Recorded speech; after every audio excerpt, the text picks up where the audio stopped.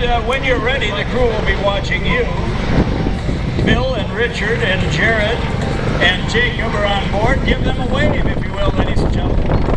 That's the business end of the helicopter, where the rescues are initiated by having a swimmer jump no more than 15 feet from the helicopter into the water. And then